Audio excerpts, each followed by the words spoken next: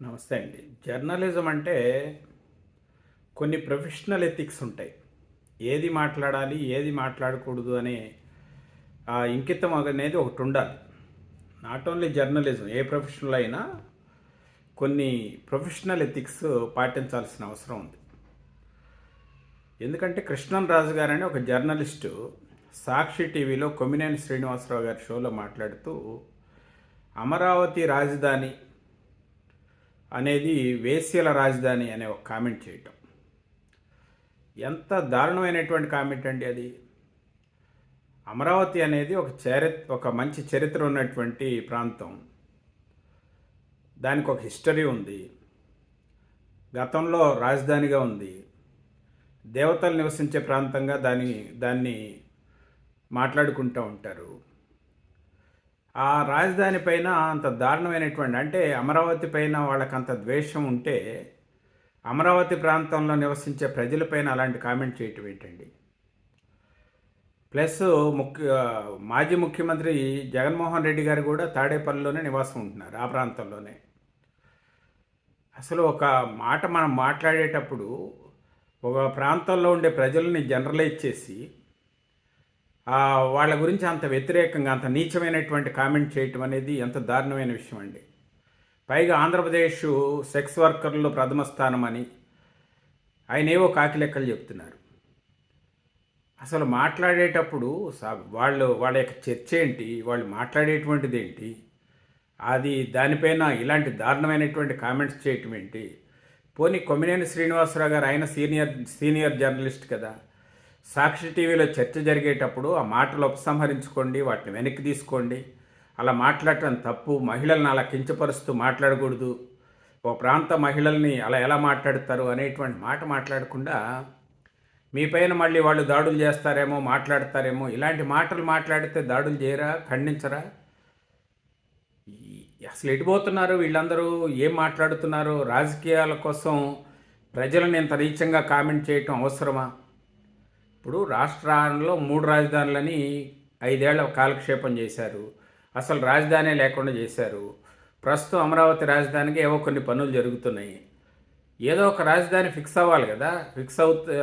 రాజధాని నిర్మాణం జరుగుతుంది. దానిపైన ఎందుకంత ద్వేషం, ఎందుకంత విద్వేషాలు రెచ్చగొట్టేలాగా మాట్లాడటం, ఆ ప్రాంత మహిళల్ని అంత దారుణంగా కించపరుస్తూ మాట్లాడటం, ఇది ఏ రకమైన జర్నలిజం? ఇది ఏ రకంగా దీన్ని ప్రొఫెషనలిజం అంటారు? ఆయన చాలా సీనియర్ లాగా ఉన్నాడు, చూడటానికి కూడా చాలా పెద్ద ఆయనలాగా ఉన్నాడు. మరి మాట్లాడేటప్పుడు ఆ సంయమనం కోల్పోతే ఎట్లా? మరి ఇలాంటి వాటిని మరి వైఎస్ఆర్సీపీ సపోర్ట్గా ఆయన మాట్లాడుతూ ఉంటాడు, విశ్లేషణలు చేస్తూ ఉంటారు ఆయన. కనీసం సాక్షి టీవీ అంటే ఒక మెయిన్ స్ట్రీమ్ మీడియా. ఆ మీడియాలో టెలికాస్ట్ చేసేటప్పుడు ఈ రకమైనటువంటి వాదన కానీ, ఈ రకమైన కామెంట్స్ కానీ, ఇంత నీచమైనటువంటి మాటలు కానీ ప్రజల్లోకి వెళ్తే ప్రజలు దాన్ని ఎలా రిసీవ్ చేసుకుంటారు? వీళ్ళ ఆలోచన విధానం ఇంత దరిద్రంగా ఉంది అని చెప్పి ప్రజలు భావించరా? దాని తాలూకు ప్రభావం వైఎస్ఆర్ కాంగ్రెస్ పార్టీ పైన లేదా సాక్షి టీవీ పైన పడదా?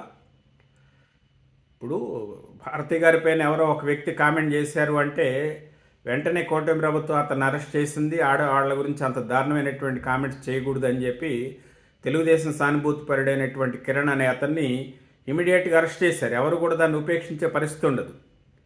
ఒక మహిళని గురించి మాట్లాడితేనే అంత దారుణంగా ఇమీడియట్గా చేయటాన్ని సమర్థిస్తున్నాను నేను. అది ఖచ్చితంగా చేయాల్సిందే.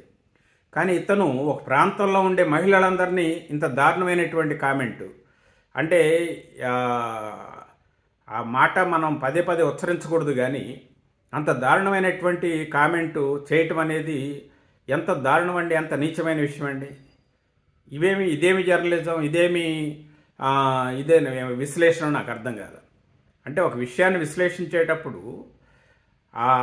ఒక ప్రాంతంలో ఉండే వాళ్ళందరినీ జనరలైజ్ చేసి ఒక భూత పదాన్ని వాడటం అనేది ఎంతవరకు సమంజసం? దానికి తోడు రాష్ట్రంలో సెక్స్ వర్కర్లు ఎక్కువ అని మాట్లాడేటువంటి కామెంట్స్ ఏంటండి? ఈ రాష్ట్ర ప్రతిష్టను దెబ్బతీసేటువంటి కామెంట్స్ కదా ఇవి. ఒక ప్రాంతం యొక్క ప్రతిష్టను దెబ్బతీసేటువంటి కామెంట్స్ కదా.